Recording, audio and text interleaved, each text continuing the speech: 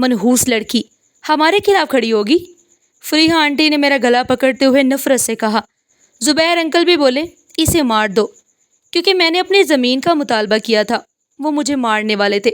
جب زبیر انکل کا خاص ملازم اذلان آ گیا تو بولا، صاحب ان کو مارے نہیں، ان کی شادی مجھ سے کر دے، قانونی کارروائی سے بھی بچ جائیں گے اور میں اس کی زبان بھی بند رکھوں گا۔ یہ سنتے ہی فریحہ آنٹی خوش ہو گئی اور میرے بہت رونے کے باوجود میرا نکاح اس ملازم اذلان سے کر دیا۔ میں گاڑی میں روتی بیٹھی تھی، وہ چلا رہا تھا۔ اس نے بولا، چپ، اگر آواز نکالی تو گاڑی سے باہر پھینک دوں گا۔ میں سہم کر خاموش ہو گئی، مگر جان نکل گئی۔ جب گھر پہنچے تو پولیس والے اسے سلیوٹ کر کے بولے، میری زندگی کا سب سے بڑا سانحہ وہ رات تھی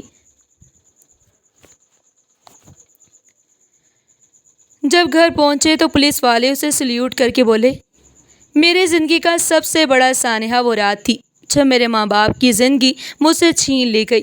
وہ رات آج بھی میری روح پر نقش ہے۔ ہوا میں عجیب سی وحشت تھی، جیسے سب کچھ بدلنے والا ہو۔ میرے والدین گھر کے کمرے میں بیٹھے باتیں کر رہے تھے اور میں صحن میں کھیل رہی تھی۔ اچانک دروازہ زور سے کھلا اور زبیر انکل اندر داخل ہوئے۔ ان کے پیچھے فریحہ آنٹی کی تیز آواز آئی۔ حاجی صاحب کے برابر ہو کر وہ دروازے کے پاس کھڑی ہو گئی۔ ماں نے حیرت سے کہا، یہ کیا بدتمیزی ہے؟ مگر جواب میں زبیر انکل نے غصے سے کہا، زمین ہمارے حوالے کرو ورنہ انجام بہت برا ہوگا۔ ابو نے سنجیدگی سے کہا، زمین میرے باپ کی نشانی ہے، اسے بیچ نہیں سکتا۔ اچانک کمرے میں شور اٹھا۔ میری آنکھوں نے دیکھا کہ کیسے میرے ماں باپ کو بے دردی سے زمین پر گرا دیا گیا۔ ان کی سانسیں ٹوٹتی گئیں اور میرا دل دہلتا رہا۔ میں چیختی ہوئی کمرے میں داخل ہوئی۔ اماں ابا زمین پر گرے پڑے تھے، میرے قدم جیسے زمین میں دنس گئے۔ خون کی بو نے میرے وجود کو ہلا دیا۔ فریحہ آنٹی نے میری طرف دیکھا اور زہر بھری آواز میں کہا، چپ رہ ورنہ تیرا بھی یہی حال ہوگا۔ میں روتی رہی، دہائیں دیتی رہی، مگر کسی نے نہ سنی۔ میرے ابو نے آخری بار مجھے دیکھتے ہوئے ہونٹ ہلائے، جیسے کچھ کہنا چاہتے ہوں، مگر آواز ان کے گلے میں ہی دب کر رہ گئی۔ ماں کے ہاتھ کانپتے ہوئے میری جانب بڑھے، مگر پھر وہ خاموش ہو گئی۔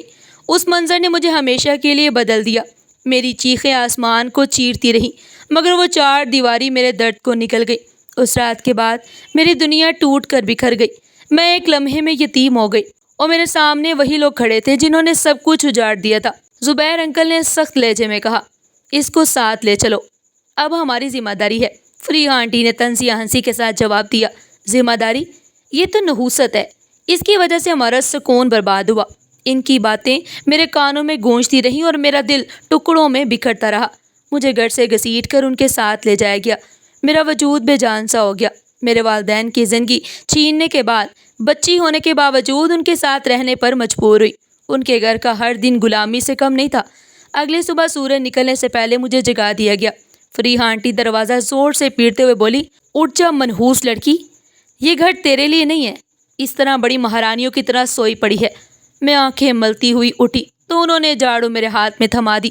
صحن میں ہر طرف پتے بکھرے تھے۔ ہاتھوں سے جھاڑو دینے لگی۔ سردی کے باوجود میرے پاؤں ننگے تھے اور آنسو بہ رہے تھے، لیکن کسی کو میری حالت سے کوئی بھی غرض نہیں تھی۔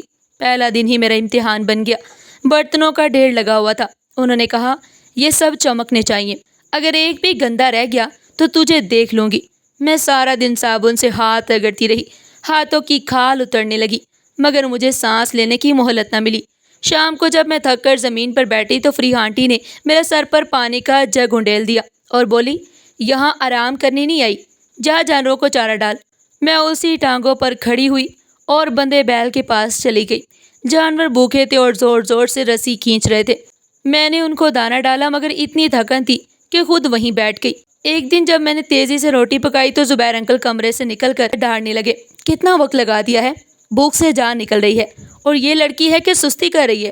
انہوں نے میرے بازو پکڑ کر جھنجھوڑ دیا۔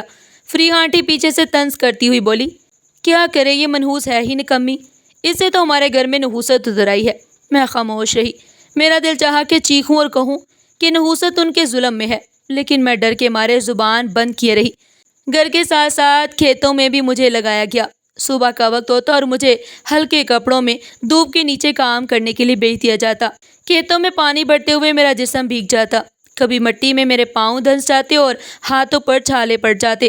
دوسرے مزدور کبھی میرا حال دیکھ کر افسوس سے کہتے یہ تو بھی بچی ہے، اسے کیوں اتنا کام کرواتے ہو؟ مگر زبیر انکل غصے سے جواب دیتے یہی کرے گی، اس پر ہمارا احسان ہے کہ ہم نے اسے رکھا ہوا ہے۔ ان کے یہ جملے میرے دل میں چبھتے، وہ اپنی باتوں میں یہ تاثر دیتے جیسے انہوں نے مجھ پر کوئی بہت بڑا احسان کیا ہو، جبکہ حقیقت یہ تھی کہ میری زمین ہڑپ کر کے مجھے غلام بنایا گیا تھا۔ ایک دن گاؤں میں بارات آئی، پورا محلہ خوشی سے جھوم رہا تھا۔ میں دور سے دیکھ رہی تھی کہ کیسے لڑکیاں ہنسی خوشی رقص کر رہی ہیں۔ دل چاہا کہ میں بھی جا کر دیکھوں، لیکن فریحہ آنٹی نے میرے ہاتھ پکڑ کر کہا ادھر مت جانا، لوگوں کی خوشیاں دیکھنے کا تجھے کوئی حق نہیں، جا آٹا گوندھ اور اندر آ جا۔ میں کمرے میں بیٹھ کر اپنے آنسو چھپاتی رہی۔ اس دن مجھے شدت سے احساس ہوا کہ میری زندگی دوسروں کی خوشیاں دور سے دیکھنے اور خود اندھیروں میں رہنے کا نام ہے۔ کچھ عرصے کے بعد میرے اسکول کی ہم لڑکیاں گلی میں کھیل رہی تھی۔ ایک نے مجھے آواز دی آؤ کھیلتے ہیں۔ میں ان کی طرف 2 قدم بڑھی ہی تھی کہ فریحہ آنٹی چیختی ہوئی آ گئی کیا کھیلنے آئی ہے؟ جا اندر جا کر جھاڑو دے، تیرے نصیب میں کھیل نہیں کام ہے۔ لڑکیاں حیرانی سے مجھے دیکھتی رہ گئی اور میں نظریں جھکا کر واپس لوٹ گئی۔ اس دن کے بعد کسی نے مجھے کھیلنے کے لیے نہیں بلایا، میں سب کی نظروں میں بس نوکرانی تھی۔ زبیر انکل اکثر شام کو اپنے دوستوں کے ساتھ بیٹھ کر محفل جماتے۔ وہ حقیقت چھپاتے اور فخر سے کہتے ہم نے اپنی بھتیجی کو سہارا دیا ہے، یتیم تھی بیچاری، ہم نے پال لیا، بڑا احسان ہے ہمارا۔ دوست واہ واہ کرتے اور میں کونے میں برتن دھوتی رہتی۔ کوئی نہیں جانتا تھا کہ اندر سے میرا دل کیسے چیخ رہا ہے۔ فریحہ آنٹی کی عادت تھی کہ ہر وقت مجھے کوستی، کبھی کہتی تیری وجہ سے میرے بچے بیمار رہتے ہیں، کبھی کہتی اگر تو ہمارے گھر نہ آتی تو ہم خوشحال ہوتے۔ میں حیران ہوتی کہ میری موجودگی کو وہ ہر مسئلے کی جڑ کیوں بنا دیتی ہیں۔ ایک بار میں نے ہمت کر کے کہا میں نے کیا قصور کیا ہے آپ کا؟ وہ غصے سے بولی کچھ پوچھوں؟ تیرا وجود ہی تیرا قصور ہے۔ یہ کہہ کر اس نے میرا کان مروڑ دیا۔ مجھے دن رات بس ایک ہی خیال ستاتا کہ آخر کب تک یہ زندگی سہنی ہے۔ لیکن میری عمر چھوٹی تھی، میرے پاس نہ سہارا تھا نہ پناہ نہ ہمت۔ میں بس اپنے اندر جلتی ہوئی آگ کو چھپا کر کام کرتی رہتی۔ جب سب سو جاتے تو میں بستر پر لیٹ کر چھت کو گھورتی اور سوچتی کہ کاش ماں اور بابا ہوتے تو میرا یہ حال نہ ہوتا۔ مگر اگلے ہی لمحے وہ رات یاد آ جاتی جب ان کی سانسیں میرے سامنے رک گئی تھی۔ یوں میری زندگی گزرتی رہی، دن غلامی میں اور رات آنسوؤں میں۔ زبیر انکل اور فریحہ آنٹی کی باتوں نے مجھے اندر سے زخمی کر دیا تھا، مگر میرے دل میں یہ خواب زندہ تھا کہ کسی دن ان سب کا مکروہ چہرہ سب کے سامنے بے نقاب کروں گی۔ یہ خواب مجھے زندہ رکھتا، ورنہ میرا وجود کب کا ٹوٹ کر بکھر گیا ہوتا۔ وقت بہت تیزی سے آگے بڑھا تھا۔ گزرتے دن کے ساتھ وہ بچی جو کل تک دوسروں کے اشاروں پر چلتی تھی اب سوال اٹھانے لگی تھی۔ میرا دل کہتا تھا کہ سچ بولنے کا وقت قریب ہے۔ میں نے دنوں دن دیکھا کہ کس طرح زبیر انکل اور فریحہ آنٹی لوگوں کو لوٹنے، کمزوریوں کو دبا کر ان کی زمین چھیننے اور گاؤں میں اپنی دھاک بٹھاتے۔ ایک دن میں صحن میں کام کر رہی تھی جب 2 آدمی آئے، ان کے ہاتھ میں کاغذات تھے۔ میں نے سن لیا وہ کہہ رہے تھے کہ صاحب اس کاغذ پر دستخط کروا لے، وہ کھیت بھی آپ کے نام ہو جائیں گے۔ زبیر انکل نے غرور سے کہا فکر نہ کرو، ہم جو چاہیں گے وہی ہوگا۔ میرے دل میں آیا کہ یہ سب کھیل کب تک چلے گا؟ زمین جو میرے والدین کی آخری نشانی تھی اب زبیر انکل کے قبضے میں جا چکی تھی۔ وہ کھیت جہاں ماں نے سبزیاں اگائی تھی، جہاں ابو کی محنت کے پسینے کی خوشبو رچی تھی، وہ سب میری آنکھوں کے سامنے چھن گیا۔ ایک دن میں وہاں گئی، کھیت کی مٹی کو ہاتھ سے چھوا تو دل بھر آیا۔ میں نے خود سے کہا کہ یہ زمین میری ہے اور میں اسے کسی بھی قیمت پر واپس لے کر رہوں گی۔ میرے اندر پتہ نہیں کہاں سے ہمت جاگی اور اس نے مجھے زبان کھولنے پر مجبور کیا۔ ایک شام زبیر انکل برآمدے میں بیٹھے کافی پی رہے تھے۔ ان کے پاس گاؤں کے 2 بڑے بیٹھے تھے۔ میں دھڑکتے دل کے ساتھ آگے بڑھی اور صاف کہا یہ زمین میرا حق ہے، مجھے واپس چاہیے۔ ان کی آنکھوں کے سامنے محفل جیسے لمحہ بھر کے لیے رک گئی۔ ایک آدمی نے حیران ہو کر مجھے دیکھا۔ میرے الفاظ سنتے ہی زبیر انکل کا چہرہ آگ کی طرح سرخ ہو گیا۔ وہ کرسی سے اٹھے اور دھاڑ کر بولے تیری زبان کی اتنی جرأت کہ میرے سامنے کھولے، ابھی ہمیشہ کے لیے چپ کروا دوں؟ تو میرا دل جیسے رک گیا۔ کمرے میں موجود دونوں آدمی ایک دوسرے کو دیکھنے لگے۔ فریحہ آنٹی نے نفرت بھری آنکھوں سے مجھے گھورا اور زہر اگلتے ہوئے لہجے میں کہا ہاں جی اس کا خاتمہ کروا دو، اس کی زبان کچھ زیادہ ہی بڑھ گئی ہے۔ ان کی آواز نے فضا کو اور بھی بوجھل کر دیا۔ میں کانپتے ہوئے پیچھے ہٹی، میرا دم گھٹنے لگا۔ لگ رہا تھا کہ جیسے کمرے کی ہوا رک گئی ہو۔ ان کا خاص ملازم اذلان آگے بڑھا۔ وہ وہی شخص تھا جو برسوں سے ان کے ساتھ رہتا، ان کے ہر حکم کو سر آنکھوں پر رکھتا اور سب راز جانتا تھا۔ وہ آہستہ آواز میں بولا صاحب رک جائیں۔ زبیر انکل نے چونک کر کہا کیا مطلب؟ تو ہمیں روک رہا ہے؟ اذلان نے نرمی مگر پختگی سے کہا، اسے ختم کرنے کی ضرورت نہیں، اس کی شادی آپ مجھ سے کر دیں۔ سب کے چہرے پر حیرت دوڑ گئی۔ فریحہ آنٹی نے زور سے کہا، یہ کیا پاگل پن ہے؟ اذلان نے وضاحت دی، یوں یہ زبان کبھی نہیں کھولے گی، زمین بھی آپ کے پاس رہے گی اور قانون بھی کچھ نہیں کہہ سکے گا، نکاح کے بعد یہ مجبور ہو جائے گی۔ زبیر انکل نے سوچتے ہوئے کہا، اگر واقعی یہ بات ہے تو فائدہ ہے۔ فریحہ آنٹی نے پہلے انکار کیا مگر پھر کہکا لگا کر بولی، ٹھیک ہے نکاح ہی کر دو، اس کے رونے چلانے سے کیا ہوتا ہے؟ میں چیخ کر بولی، نہیں یہ ظلم ہے، میں کسی سے شادی نہیں کروں گی، مگر میری آواز کو کسی نے نہ سنا۔ اذلان آگے بڑھا اور میرا ہاتھ کھینچ لیا۔ میں مزاحمت کرنے لگی مگر میرے بال کو پکڑ کر زور سے کھینچنے لگے اور کہا، چپ کر جا ورنہ اور برا ہوگا۔ اسی رات گاؤں کے چند گواہوں کو بلا لیا گیا، کمرے میں قرآن رکھا گیا اور نکاح خواں کو بٹھا دیا گیا۔ میرا دل کانپ رہا تھا، آنکھوں سے آنسو جاری تھے۔ میں انکار کرتی رہی مگر کسی نے نہ سنی۔ زبیر انکل نے سخت لہجے میں کہا، زبان بند رکھ، یہ نکاح ہو کر رہے گا۔ نکاح کی رسومات میرے لیے سزا سے بڑھ کر تھی۔ وہ کمرہ جس میں نکاح خواں بیٹھا تھا میرے لیے قید خانہ تھا۔ ماحول بوجھل تھا، ہر جانب اجنبی چہرے تھے۔ چند گواہ بلائے گئے اور کچھ رسمی طور پر روشنیاں جلائی گئیں۔ ان کے چہرے پر حیرت تھی مگر کسی نے آواز نہ اٹھائی۔ میری آنکھوں سے آنسو ٹپک رہے تھے۔ میں بار بار ہاتھ جوڑ کر التجا کرتی کہ مجھے مت باندھو، یہ میرا فیصلہ نہیں ہے، مگر کوئی سننے کو تیار نہیں تھا۔ فریحہ آنٹی خوشی سے جھوم رہی تھی، ان کے لبوں پر فاتحانہ مسکراہٹ تھی۔ زبیر انکل اطمینان سے مسکرا رہے تھے جیسے کوئی بڑا کارنامہ سر انجام دے دیا ہو۔ مجھے لگا جیسے میری زندگی کا آخری سہارا بھی چھین لیا گیا ہے۔ نکاح خواں نے 3 بار پوچھا، میرے ہونٹ کپ کپا گئے مگر آواز نہ نکلی۔ فریحہ آنٹی نے میری پسلی میں کوہنی ماری اور دھمکی دی، ہاں کہنا ورنہ ابھی یہی رسوا کر دوں گی۔ میری حالت نیم مردہ تھی، لبوں سے ہاں کی آواز نکلی اور نکاح مکمل ہو گیا۔ مجھے لگا جیسے میری روح بھی چھین لی گئی ہو۔ کمرے میں بیٹھے گواہوں نے اذلان کو دیکھ کر کہا، مبارک ہو، اب یہ تیری ذمہ داری ہے۔ اذلان نے سر جھکا کر جواب دیا، جی صاحب۔ نکاح کے بعد زبیر انکل نے دروازے پر کھڑے ڈرائیور کو حکم دیا، کسی گاڑی میں بٹھا کر اسے اس کے شوہر کے گاؤں پہنچا دو، رات ہونے سے پہلے پہنچ جانا۔ ڈرائیور فوراً جھک کر بولا، جی حضور۔ میرا دل دھڑکنے لگا۔ میں آہستہ آہستہ چلتی ہوئی باہر نکلی۔ گاؤں کے چند لوگ دروازے پر جمع تھے، سب حیرت سے مجھے دیکھ رہے تھے مگر کوئی کچھ نہ بولا۔ ان کے چہروں پر سوال تھے مگر خوف نے ان کے ہونٹ سی رکھے تھے۔ گاڑی میرے سامنے کھڑی تھی، میرا سامان جلدی جلدی ڈال دیا گیا۔ میں اندر بیٹھی، آنکھوں سے آنسو بہتے رہے۔ راستہ اندھیر ہو رہا تھا اور گاڑی کے اندر خاموشی چھائی ہوئی تھی۔ میرا دل زور زور سے دھڑک رہا تھا۔ ڈرائیور خاموشی سے سڑک پر نظریں جمائے بیٹھا تھا۔ اذلان برابر والی سیٹ پر بیٹھا تھا۔ اچانک وہ میری جانب جھکا اور سخت لہجے میں بولا، پورا سفر چپ رہنا، زیادہ رونا دھونا کیا تو گاڑی سے باہر پھینک دوں گا۔ اس کے الفاظ نے میری جان نکال دی۔ میں ڈر گئی اور ہونٹ بند کر لیے۔ گاڑی کے اندر کا ماحول بوجھل تھا، کھڑکی کے شیشے پر بارش کے قطرے پڑنے لگے اور گاڑی سنسان سڑکوں پر دوڑنے لگی۔ میرا دل کہہ رہا تھا کہ یہ شادی میری نہیں قید ہے یا کوئی اور جان لیوا امتحان۔ میرا ذہن سوالوں سے بھرا ہوا تھا مگر زبان بند تھی۔ میں نے ہمت کر کے آہستہ سے کہا، یہ سب زبردستی ہوا ہے، میں نے نہیں چاہا۔ اس نے طنزیہ مسکراہٹ کے ساتھ کہا، مجھے پرواہ نہیں، اب تم میری ہو اور یہی کافی ہے۔ یہ الفاظ سن کر میری آنکھیں مزید نم ہو گئی۔ ڈرائیور خاموش بیٹھا، سب دیکھ رہا تھا۔ اس کی نظر بار بار آئینے میں ہم پر پڑتی۔ ایک لمحے کو مجھے لگا جیسے وہ سب سمجھ رہا ہے مگر کچھ کہہ نہیں پا رہا۔ راستے میں ایک جگہ گاڑی رکی۔ ڈرائیور نے کہا، صاحب تھوڑا پانی ہی پی لیں۔ اذلان باہر نکلا اور پانی لے آیا۔ میں نے موقع پا کر ڈرائیور سے آہستہ سے کہا، مجھے بچا لو، مجھے یہ شادی قبول نہیں۔ ڈرائیور نے خوف زدہ نگاہوں سے ادھر ادھر دیکھا اور کہا، بی بی میری مجال نہیں کہ میں صاحب کے حکم کے خلاف جاؤں، معاف کرنا، میں کچھ نہیں کر سکتا۔ گاڑی دوبارہ چل پڑی۔ گاؤں کے راستے سنسان تھے، لفظی اندھیرا پھیل چکا تھا۔ میرا دل چاہ رہا تھا کہ گاڑی سے کود کر بھاگ جاؤں مگر یہ سوچ کر رک گئی کہ اگر پکڑی گئی تو انجام اور بھی برا ہوگا۔ میں نے اپنے ہاتھ مضبوطی سے باندھ لیے اور آنکھیں بند کر کے خاموش ہو گئی۔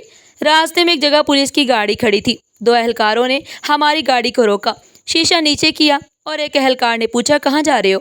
ڈرائیور نے جواب دیا، اپنے گاؤں، یہ میڈم اور ان کے شوہر ساتھ ہے۔ اہلکار نے اندر جھانکا۔ میری آنکھوں میں آنسو دیکھ کر وہ لمحہ بھر کو چونک گیا اور پوچھا، سب ٹھیک ہے؟ اذلان فوراً بولا، سب ٹھیک ہے، ان کی طبیعت ذرا کمزور ہے۔ اہلکار نے سر ہلایا اور گاڑی کو جانے دیا۔ میرا دل چاہ رہا تھا کہ چیخوں اور کہوں کہ نہیں، سب ٹھیک نہیں، مگر میرے اندر کی خوف زدہ آواز خاموش رہی۔ یہ لمحہ میرے لیے ایک نئے باب کی شروعات تھا۔ مجھے نہیں پتا تھا کہ آگے کیا ہونے والا ہے۔ کیا یہ قید خانہ ہمیشہ کے لیے میرا مقدر ہے یا اس اندھیرے کے پیچھے کوئی اور حقیقت بھی چھپی ہے؟ میرا دل دھڑک رہا تھا، دماغ سوالوں سے بھرا ہوا تھا اور آنکھوں میں صرف ایک ہی سوال تھا کہ میری کہانی یہیں ختم ہو گئی یا کوئی نیا موڑ آنے والا ہے۔ گاڑی اندھیر سڑکوں پر دوڑتی جا رہی تھی، بارش کی بوندیں شیشے پر پڑ رہی تھی، رفتار تیز ہو رہی تھی اور وائپر مسلسل حرکت میں تھے۔ میں پچھلی سیٹ پر بیٹھی اپنے آنسو ضبط کرنے کی کوشش کر رہی تھی۔ دل چاہ رہا تھا کہ چیخوں، چلاؤں، لیکن زبان جیسے بوجھل ہو گئی تھی۔ اذلان سخت لہجے میں کہہ رہا تھا، خاموش رہو، کوئی ڈرامہ نہ کرو۔ میں ظلم سہتی رہی اور ہونٹوں کو کاٹتی رہی۔ ڈرائیور خاموشی سے گاڑی چلا رہا تھا، لیکن اس کی نظریں بار بار آئینے میں مجھ پر پڑ رہی تھی۔ سڑک سنسان تھی، کہیں کہیں بجلی کے کھمبوں پر ہلکی روشنی جلملا رہی تھی اور پھر اندھیرا اسے نکل لیتا۔ میں سوچ رہی تھی کہ یہ سفر مجھے کہاں لے جا رہا ہے۔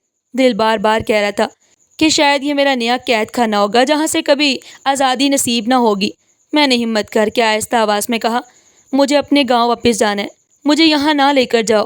اذلان فوراً پلٹا اور دھمکی امیز لہجے میں بولا، میں نے کہا نا چپ رہو، ایک لفظ اور کہا تو یہی راستے میں چھوڑ دوں گا۔ ڈرائیور نے ذرا ہلکی آواز میں کہا، صاحب اندھیرا بہت ہے، سڑک بھی خراب ہے، شاید گاڑی روکنی پڑے۔ اذلان بولا، جیسا کہہ رہا ہوں ویسا چلاؤ، ہمیں جلدی پہنچنا ہے۔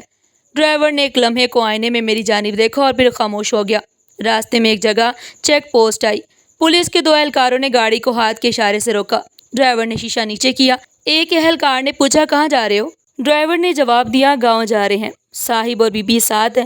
اہلکار نے اندر جھانکا، میری آنکھیں لال تھی اور چہرہ آنسوؤں سے بھیگا ہوا۔ اس نے ذرا نرم لہجے میں کہا، بی بی سب خیریت تو ہے نا؟ اس سے پہلے کہ میں کچھ کہتی، اذلان آگے جھک کر بولا، ہاں ہاں سب ٹھیک ہے، یہ ذرا طبیعت کی کمزور ہیں، ان کی طبیعت ذرا خراب ہے۔ اہلکار نے مشکوک نظر ڈالی مگر پھر ڈرائیور کو جانے دیا۔ میرا دل چاہ رہا تھا کہ چیخ کر کہوں، سب ٹھیک نہیں ہے، مگر زبان پر تالا لگا ہوا تھا۔ گاڑی دوبارہ اندھیروں میں دوڑنے لگی۔ میں کھڑکی سے باہر دیکھتی رہی، دور کھیتوں میں کبھی کبھی چراغ جلتے تھے مگر زیادہ تر ویرانی تھی۔ میرا دل ڈوب رہا تھا۔ اچانک اذلان تھوڑا جھکا اور سرگوشی میں کہا، ابھی کچھ مت پوچھو، وقت آنے پر سب بتاؤں گا۔ اس کی آواز میں پہلی بار سختی نہیں بلکہ ایک راز چھپا ہوا تھا۔ میں نے حیرت سے اس کی جانب دیکھا مگر کچھ نہ بول سکی۔ راستے میں ایک جگہ گاڑی اچانک جھٹکے سے رکی۔ ڈرائیور نے ہارن کھولا اور کہنے لگا، لگتا ہے انجن گرم ہو گیا ہے۔ اذلان گاڑی کے پاس کھڑا ہو گیا۔ میں نے موقع پا کر آہستہ آواز میں ڈرائیور سے کہا، مجھے یہاں سے نکال دو پلیز، مجھے چھوڑ دو۔ اس نے سر جھکا کر کہا، بی بی میری مجال نہیں کہ صاحب کے حکم کے خلاف جاؤں، میرا رزق انہی کے ساتھ جڑا ہے، اگر کچھ کیا تو میری جان بھی جائے گی، معاف کرنا۔ میرا دل بیٹھ گیا، میں نے آنکھیں بند کر لی اور پھر سے خاموش ہو گئی۔ گاڑی دوبارہ چلی تو کچھ فاصلے پر ایک چھوٹا سا ڈھابا نظر آیا۔ ڈرائیور نے کہا، صاحب تھوڑا پانی اور چائے لے لیتے ہیں، سفر لمبا ہے۔ اذلان مان گیا۔ ہم گاڑی سے اترے۔ میں نے دیکھا 3-4 لوگ چارپائی پر بیٹھے تھے۔ انہوں نے ہمیں غور سے دیکھا مگر کچھ نہ کہا۔ ایک نے پوچھا، کہاں جا رہے ہو؟ اذلان نے مختصر کہا، گاؤں جا رہے ہیں، بی بی تھکی ہوئی ہے۔ میں چاہتی تھی کہ کسی کو کچھ بتا دوں مگر اذلان کے قریب کھڑے ہونے سے خوف نے مجھے پھر روک لیا۔ چائے پی کر سفر دوبارہ شروع ہوا۔ اب راستہ پہاڑی علاقے سے گزرا تھا۔ گاڑی تنگ سڑک پر چل رہی تھی، نیچے گہری کھائیاں تھی۔ ڈرائیور نے گاڑی احتیاط سے چلائی۔ میں نے دل میں دعا کی کہ کسی طرح یہ سفر ختم اور میری جان اس مصیبت سے چھوٹے، لیکن ساتھ ہی اس کے الفاظ دماغ میں گونج رہے تھے، ابھی کچھ مت پوچھو، وقت آنے پر سب بتاؤں گا۔ یہ الفاظ مجھے الجھا رہے تھے۔ کیا واقعی کوئی راز ہے یا یہ صرف ڈراوا ہے؟ رات گہری ہو چکی تھی، چاند بادلوں میں چھپا ہوا تھا۔ میں نے ماں باپ کی تصویر آنکھوں میں بسائے رکھی۔ مجھے لگا جیسے وہ میرے ساتھ ہیں، مجھے حوصلہ دے رہے ہیں۔ میں اندر ہی اندر ٹوٹتی جا رہی تھی مگر باہر سے پتھر بن گئی تھی۔ کچھ دیر کے بعد گاڑی ایک کھلے میدان میں رکی۔ ڈرائیور نے کہا، صاحب تھوڑی دیر یہاں رک لیں، ٹائروں کو دیکھ لیتا ہوں۔ اذلان گاڑی سے باہر نکلا اور لمبی سانس لی۔ میں نے دوبارہ ہمت کر کے آہستہ سے کہا، تم یہ سب کیوں کر رہے ہو؟ اذلان میری طرف پلٹا، آنکھوں میں ایک عجیب چمک تھی اور بولا، وقت آنے پر جان جاؤ گی۔ یہ جواب مجھے مزید بے چین کر گیا۔ میرے لیے سفر قید کی زنجیر تھا۔ ہر لمحہ ایک نیا خوف، ایک نیا سوال جنم لے رہا تھا۔ لیکن اندر ہی اندر مجھے محسوس ہونے لگا تھا کہ شاید اذلان وہ نہیں ہے جس کا میں تصور کر رہی ہوں۔ تقریباً 1 گھنٹے کے سفر کے بعد گاڑی ایک بڑے دروازے پر رکی۔ ہر جانب خاموشی پھیلی ہوئی تھی۔ میں نے حیرت سے گردن اٹھائی اور آنکھیں پٹی کی پٹی رہ گئی۔ سامنے ایک وسیع و عریض حویلی تھی، جیسے کسی رئیس کی ملکیت ہو۔ روشنی میں نہائی ہوئی دیواریں اور اونچے دروازے یہ بتا رہے تھے کہ یہاں دولت اور طاقت کا بسیرا ہے۔ مجھے یقین نہ آیا کہ یہ جگہ کسی عام ملازم کی ہو سکتی ہے۔ میرا دل دھڑکنے لگا۔ ڈرائیور نے گاڑی کا دروازہ کھولا، میرا سامان اتارا اور بولا، صاحب میں واپس جا رہا ہوں۔ اس نے مجھے ایک لمحے کے لیے دیکھا جیسے کچھ کہنا چاہتا ہو، مگر ہونٹ بند رہے۔ پھر وہ خاموشی سے گاڑی موڑ کر اندھیرے میں گم ہو گیا۔ دروازے کے سامنے کھڑی میں سوچ رہی تھی کہ شاید یہ بھی چچا کا کوئی نیا منصوبہ ہے۔ دل میں خوف بڑھتا جا رہا تھا۔ اتنے میں اذلان اچانک میرا ہاتھ سختی سے پکڑ کر بولا، یہ تیرا گھر نہیں ہے، میرے ساتھ چل۔ اس کی گرفت اتنی مضبوط تھی کہ میں انکار بھی نہ کر سکی۔ میں ہکا بکا رہ گئی۔ میری آنکھوں میں سوال تھے لیکن ہونٹ جیسے بند ہو گئے۔ وہ مجھے گھسیٹتے ہوئے ایک دوسری گاڑی تک لے گیا جو قریب ہی کھڑی تھی۔ وہ سیاہ رنگ کی گاڑی تھی، دروازے بند اور شیشے کالے تھے۔ میں نے حیرت اور خوف سے اس کی جانب دیکھا۔ میری آواز کپ کپا آ گئی، یہ سب کیا ہے؟ کہاں لے جا رہے ہو مجھے؟ وہ پلٹا اور مختصر کہا، اب جو دیکھے گی اس پر یقین نہ ہوگا۔ اس کے لہجے میں پہلی بار سختی کی بجائے ایک عجیب یقین چھپا ہوا تھا۔ یہ الفاظ میرے دل کو اور الجھا گئے۔ گاڑی میں بیٹھنے کے بعد نظر دوڑائی تو ڈرائیور کوئی اور تھا، نیا چہرہ۔ وہ خاموشی سے گاڑی چلا رہا تھا۔ دوسری گاڑی شہر کی طرف دوڑنے لگی۔ راستے پر میں نے اپنے لب سی رکھے۔ میرے ذہن میں ہزاروں سوال تھے کہ آخر یہ سب ہو کیا رہا ہے اور مجھے کہاں لے جایا جا رہا ہے۔ باہر روشنی بڑھتی ہی چلی جا رہی تھی۔ گاؤں کی سنسان گلیاں پیچھے رہ چکی تھی۔ تقریباً 1 گھنٹے کے بعد گاڑی ایک اور بڑے مکان کے سامنے رکی۔ میں نے سر اٹھایا تو سامنے کا منظر دیکھ کر میرا دم ساکت ہو گیا۔ یہ مکان نہیں بلکہ ایک شاندار محل سا لگ رہا تھا۔ اونچی دیواریں، لوہے کا باری گیٹ اور اندر تک جاتی روشنیاں۔ ڈرائیور نے گیٹ کھٹکھٹایا، فوراً اندر سے پہرے دار دوڑتے آئے۔ گیٹ کھلتے ہی گاڑی اندر داخل ہوئی۔ جیسے ہم مین ہال کے قریب پہنچے تو پورے سپاہی سیدھے کھڑے ہو گئے۔ انہوں نے اذلان کو دیکھتے ہی باقاعدہ سلیوٹ کیا۔ میرا دماغ گھوم گیا۔ یہ کیسے ممکن تھا؟ جس شخص کو میں کل تک چچا کا خاص ملازم سمجھتی تھی، آج پولیس والے اسے عزت سے سلام کر رہے تھے۔ میں نے بے اختیار کہا، یہ سب کیا ہے؟ یہ لوگ تمہیں سلیوٹ کیوں کر رہے ہیں اور سر کیوں کہہ رہے ہیں؟ اذلان پرسکون انداز میں گاڑی سے اترا اور میری جانب دیکھ کر بولا، یہ میرا اصل گھر ہے، میں ملازم نہیں پولیس آفیسر ہوں۔ میرے قدم لرز گئے۔ مجھے لگا زمین میرے نیچے سے نکل گئی ہو۔ دل میں خوف اور سکون دونوں اکٹھے بھر گئے۔ ہم دونوں اندر داخل ہوئے۔ ایک وسیع ہال میں بڑی بڑی صوفے لگے ہوئے تھے۔ دیواروں پر پولیس کے میڈلز اور تعریفی اسناد لگی تھی۔ میں حیرت سے ایک ایک چیز کو دیکھتی رہی۔ میں نے دھیرے سے کہا، تو یہ سب حقیقت ہے؟ تم ملازم نہیں تھے؟ اذلان قریب آیا اور بولا، نہیں، میں کئی مہینوں سے تمہارے چچا اور چچی کی نگرانی کر رہا تھا۔ میں نے کانپتی آواز میں کہا، تو پھر میرے ساتھ یہ سب کیوں کیا؟ اس نے جواب دیا، کیونکہ اگر میں تمہیں وہیں چھوڑ دیتا تو وہ تمہیں ختم کر دیتے۔ نکاح میرا منصوبہ نہیں تھا بلکہ تمہیں بچانے کا راستہ تھا۔ اسی وقت ایک اور پولیس آفیسر اندر آیا۔ اس کے ہاتھ میں فائل تھی۔ وہ بولا، سر، یہ سب ثبوت مکمل ہو گئے ہیں۔ ان کے جعلی کاغذات، قبضے اور لین دین کی تفصیلات۔ اس نے میری طرف دیکھ کر کہا، بی بی، آپ کو مبارک ہو، آپ کے ماں باپ کی زمین کا حق اب واپس مل سکتا ہے۔ میں یہ سن کر سکتے میں آ گئی۔ میں نے حیرت و لرزتی آواز میں کہا، کیا واقعی یہ سب ممکن ہے؟ افسر نے جواب دیا، جی بالکل، آپ کے شوہر نے سب کچھ رسک لے کر جمع کیا ہے۔ میں نے اذلان کی طرف دیکھا، وہ خاموشی سے مسکرا رہا تھا۔ رات گئے تک لوگ آتے جاتے رہے، مختلف سپاہی فائلیں اور رپورٹس لاتے۔ میں کمرے کے کونے میں بیٹھی ان سب کو دیکھتی رہی۔ وہ سب اذلان کو سر کہہ کر مخاطب کرتے اور میں بار بار سوچتی کہ یہ وہی شخص ہے جسے میں کل تک نوکر سمجھتی تھی۔ اس نے میرے قریب آ کر کہا، میں جانتا ہوں تمہارے دل میں بہت شک و شبہات، بہت سے خدشات، بہت سے سوالات ہیں، لیکن وقت کے ساتھ سب سمجھ آ جائے گا۔ میں نے لرزتے ہونٹوں سے کہا، لیکن نکاح، وہ سب کیوں؟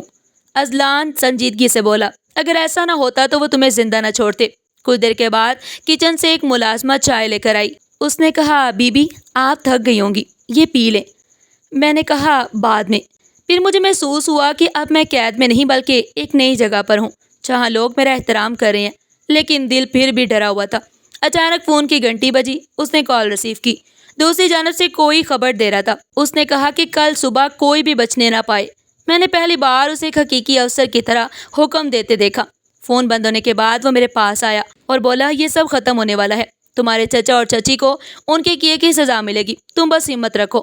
میرا دل اب بھی الجھا ہوا تھا۔ میں نے آہستہ سے کہا، میں سوچ بھی نہیں سکتی تھی کہ جسے میں اپنا دشمن سمجھ رہی تھی وہ دراصل میرا محافظ نکلا۔ اس نے نرمی سے کہا، محافظ نہیں، ساتھی سمجھو۔ رات ڈلتی گئی اور میری آنکھوں میں نیند آئی۔ میں کمرے کی کھڑکی سے باہر دیکھتی رہی۔ باغیچے میں پہرے دار واک کر رہے تھے۔ مجھے لگا کہ پہلی بار کوئی میری حفاظت کر رہا ہے۔ صبح کی روشنی نے کمرے کو بھر دیا۔ دروازہ کھلا ہوا۔ وہ اندر آیا۔ اس کے ہاتھ میں ایک اور فائل تھی۔ اس نے کہا، یہ دیکھو، یہ سب ثبوت عدالت میں جائیں گے، تمہارے والدین کے ساتھ جو ناانصافی ہوئی تھی اب اس کا حساب ہوگا۔ میں نے فائل ہاتھ میں لی، کاغذوں پر اپنے والدین کا نام دیکھ کر میری آنکھیں پھیل گئی۔ میں نے دل میں شکر ادا کیا۔ میرا یقین تھا کہ یہ سب ختم ہو کر اب ایک نیا آغاز ہونے والا ہے۔ مجھے لگا کہ شاید پہلی بار میری زندگی نے ایک نیا موڑ لیا ہے، ایسا موڑ جو اندھیروں سے روشنی کی جانب لے جا رہا تھا۔ اس نے مجھے بیٹھنے کو کہا اور پوری بات سمجھانا شروع کی۔ کمرے میں ہلکی روشنی تھی اور باہر پہرے دار چل پھر رہے تھے اور اندر صرف ہم دونوں بیٹھے تھے۔ اس نے گہری سانس لی اور کہا، اب وقت ہے کہ تم سب جان لو۔ میں چپ چاپ اس کی جانب دیکھتی رہی۔ اس نے بتایا کہ کئی مہینوں سے وہ تمہارے چچا اور چچی کی غیر قانونی کاموں کی تفتیش کر رہا تھا۔ اس نے فائل کھولی اور ایک ایک کاغذ میرے سامنے رکھنا شروع کیا۔ یہ دیکھو، یہ ان کے جعلی کاغذات ہیں۔ پھر ایک دوسرے کاغذ کی طرف اشارہ کیا۔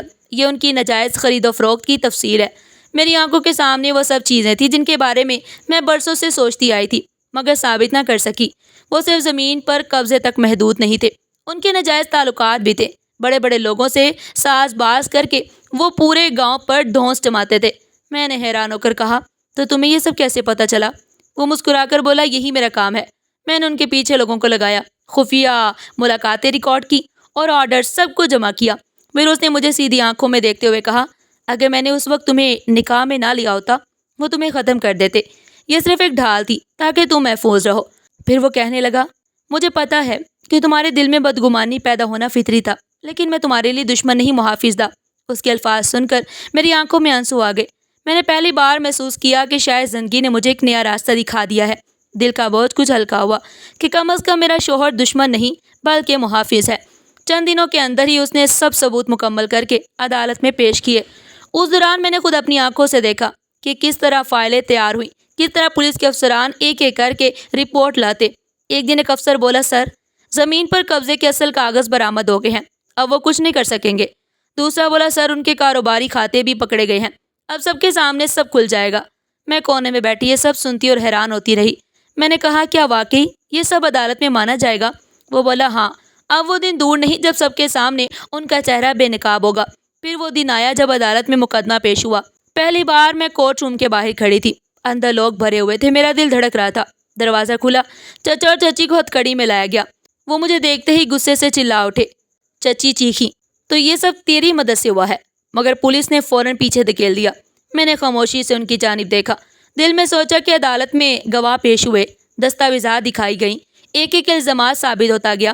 وکیل نے کہا، یہ لوگ سالوں سے دھوکہ دہی اور ناجائز کاموں میں ملوث ہیں۔ جج نے سخت لہجے میں کہا، ثبوت واضح ہے، ان پر قانون کے مطابق کارروائی ہوگی۔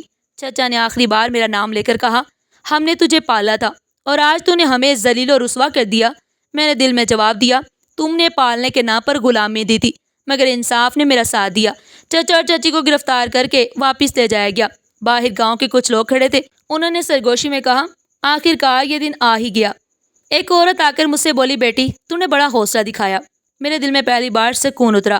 گھر واپس آ کر اس نے مجھے تسلی دی۔ وہ بولا، اب تمہیں ادھر آنے کی ضرورت نہیں، تمہارے ماں باپ کی زمین تمہیں واپس ملے گی۔ میں نے آنکھیں بند کی اور دل میں اپنے والدین کو یاد کیا۔ لگا کہ جیسے وہ مجھے دعائیں دے رہے ہیں۔ ان کے مکروہ کاروبار کا پردہ سب کے سامنے چاک ہو گیا۔ اخباروں میں خبر چھپی، گاؤں کے لوگ بات کرنے لگے۔ سب کہنے لگے کہ وہی لوگ تھے جو عزت کا ڈھونگ رچاتے تھے، اصل میں لالچ اور ظلم کے تاجر تھے۔ پہلی بار مجھے لگا کہ ماں باپ کی زندگی چھیننے والے اپنے انجام تک پہنچ گئے۔ رات کو جب میں اکیلی بیٹھی تھی تو وہ میرے قریب آیا، نرمی سے بولا، یہ سفر ابھی ختم نہیں ہوا لیکن سب سے بڑا بوجھ ہٹ گیا ہے۔ میں نے آنکھوں میں آنسو لیے کہا، شاید آج پہلی بار سکون ملا ہے۔ وہ بولا، یہی سکون تمہارا حق تھا جو برسوں بعد واپس ملا ہے۔ چچا اور چچی کے پکڑے جانے کے بعد میں جیسے ایک بھاری زنجیر سے آزاد ہو گئی۔ برسوں سے دل پر جمی کڑواہٹ ایک دم ہٹنے لگی۔ گاؤں میں ان کی گرفتاری کی خبریں گونج رہی تھی۔ لوگ حیرانی سے کہتے تھے، جنہیں ہم عزت دار سمجھتے تھے وہ اصل میں مجرم نکلے۔ میں اپنے کمرے میں بیٹھی سب سوچ رہی تھی کہ میری زندگی کا وہ اندھیرا باب آخر کار بند ہو گیا۔ اس دوران میرا شوہر کمرے میں آیا۔ اس کے قدموں کی چاپ پر میں نے چونک کر سر اٹھایا۔ وہ میرے قریب آیا اور نرمی سے بولا، گاڑی میں سختی صرف اس لیے کی تھی تاکہ وہ شک نہ کریں، حقیقت میں کبھی تمہیں تکلیف نہیں دینا چاہتا تھا۔ میں نے اس کی آنکھوں میں دیکھا، وہاں سچائی اور اخلاص جھلک رہا تھا۔ میں نے دھیرے سے کہا، اس وقت مجھے لگا تھا کہ تم بھی انہی جیسے ہو۔ وہ سنجیدگی سے بولا، مجھے پتا ہے، لیکن حالات ایسے تھے کہ مجھے سخت رویہ دکھانا پڑا۔ اگر میں نرم ہوتا تو وہ فوراً پہچان لیتے کہ کچھ اور کھیل ہو رہا ہے۔ اس نے کچھ دیر خاموشی اختیار کی اور پھر میرے سامنے بیٹھ گیا۔ تمہارے دل پر جو بوجھ تھا وہ ختم ہونا چاہیے۔ میں چاہتا ہوں کہ تم مجھے دشمن نہیں ساتھی سمجھو۔ میں نے خاموش رہ کر سر جھکا دیا۔ وہ تھوڑی دیر بعد بولا، میں صاف کہنا چاہتا ہوں، میں دل سے تمہیں پسند کرتا ہوں۔ میرے دل کی دھڑکن تیز ہو گئی۔ میں نے نظر اٹھا کر اسے دیکھا۔ اس کے لہجے میں خلوص محسوس ہو رہا تھا۔ اگلے دن اس نے مجھے ساتھ لیا اور زمین کے کاغذات دکھانے گیا۔ زمین اب میرے نام پر تھی۔ تحصیل کے دفتر میں کلرک نے فائل کھول کر کہا، بی بی، یہ آپ کی زمین ہے، اب کوئی چھین نہیں سکتا۔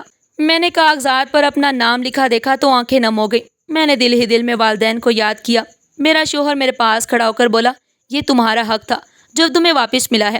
میری زندگی کے بکھرے ہوئے صفحے آہستہ آہستہ جڑنے لگے تھے، لیکن یہ آسان نہیں تھا۔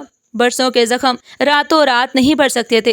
صبح جب میں آئینے میں خود کو دیکھتی تو چہرہ وہی تھا، مگر آنکھوں میں پہلی بار سکون اور روشنی دکھائی دیتی۔ اب کوئی مجھے مجبور نہیں کہتا تھا، کوئی مجھے غلام بنا کر کام نہیں کرواتا تھا، مگر اندر کے زخم کی یاد اب بھی آتی تھی کہ میں نے کیا کچھ برداشت کیا ہے۔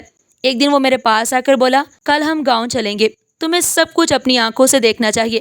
راستے میں میرا دل زور سے دھڑک رہا تھا۔ وہی جگہ جہاں میں نے بچپن گزارا تھا، وہی گاؤں جہاں میرے ماں باپ کا گھر تھا، اور وہی زمین جس پر کبھی چچا کا قبضہ رہا، اب میرے فیصلے کے اختیار میں تھی۔ گاؤں پہنچ کر لوگ مجھے دیکھنے کے لیے نکل آئے۔ سب نے نظریں جھکا لی، کیونکہ وہ جانتے تھے کہ انہوں نے کبھی میری حمایت نہیں کی تھی، مگر اب حالات بدل چکے تھے۔ ایک بزرگ شخص آگے بڑھا اور کہا، ہمیں معاف کر دے بیٹی، ہم سب خوف کے مارے چپ تھے، لیکن آج تیرا حوصلہ دیکھ کر لگتا ہے کہ ہم سب کمزور تھے۔ میں نے نم آنکھوں سے جواب دیا، میں کسی سے شکوہ نہیں کرتی، بس اب میں چاہتی ہوں کہ اس زمین پر امن اور خوشی لوٹ آئے۔ ہم اس کھیت میں گئے جہاں کبھی میں کھیلا کرتی تھی۔ اس نے میرے کندھے پر ہاتھ رکھ کر کہا، یہ سب تمہارے اختیار میں ہے، چاہو تو اس پر گھر بنا لو، چاہو تو کھیت دوبارہ آباد کر لو۔ میں نے کہا، یہ کھیت میرے والدین کی یاد ہے، میں چاہتی ہوں کہ یہاں سبزہ لہلہائے، بچوں کی ہنسی گونجے۔ اس نے مسکرا کر کہا، تو پھر ہم یہی کریں گے۔ ہم نے مزدور بلائے، زمین کو صاف کیا گیا۔ چند دنوں میں ہی وہاں ہل چلنے لگا۔ میں خود بھی مزدوروں کے ساتھ مٹی پر بیٹھتی۔ ایک دن مزدور نے حیرانی سے کہا، بی بی، آپ ہمارے ساتھ مٹی میں کیوں ہاتھ لگا رہی ہیں؟ میں نے جواب دیا، یہ مٹی میرے ماں باپ کی ہے، مجھے اس کو چھو کر سکون ملتا ہے۔ وہ سب میری بات سن کر احترام سے خاموش ہو گئے۔ زمین کی پہاڑی کے ساتھ میرا دل بھی بحال ہونے لگا۔ گاؤں کی عورتیں میرے پاس آ کر کہتی، بی بی، ہمیں بھی ہمت دے، ہمیں بھی اپنے حقوق کے لیے کھڑا ہونا سکھا۔ میں انہیں کہتی، خوف کو دل سے نکالو، سچ کے ساتھ چلو، پھر راستہ خود بخود بنے گا۔ اس دوران میرا رشتہ بھی نئے رنگ اختیار کرنے لگا۔ اذلان اکثر میرے قریب بیٹھتا اور باتیں کرتا۔ ایک شام ہم کھیت کے کنارے بیٹھے تھے، ہوا ہلکی ہلکی چل رہی تھی۔ اس نے آہستہ سے کہا، میں نے ہمیشہ ڈیوٹی کو اپنی زندگی سمجھا، لیکن اب لگتا ہے کہ زندگی تمہارے بغیر نامکمل ہے۔ میں نے نظر جھکا لی، دل کی دھڑکن اور تیز ہو گئی۔ میں نے جواب نہ دیا، مگر دل میں سکون سا اتر آیا کہ شاید یہ سفر اکیلا نہیں رہے گا۔ میری دنیا جو پہلے اجڑ گئی تھی اب لگتا ہے دوبارہ بن سکتی ہے۔ چند دنوں کے بعد گاؤں میں ایک تقریب ہوئی، سب لوگ جمع ہوئے۔ پہلی بار مجھے عزت کے ساتھ بلایا گیا۔ گاؤں کے سردار نے اعلان کیا کہ یہ بیٹی ہمارے گاؤں کا فخر ہے۔ اس نے ظلم کے سامنے ڈٹ کر کھڑا ہو کر سب کو راستہ دکھایا۔ لوگ تالیاں بجا رہے تھے، اور میں حیران تھی کہ وہی لوگ جو کبھی مجھے مجبور کہتے تھے، آج میرا نام احترام سے لے رہے ہیں۔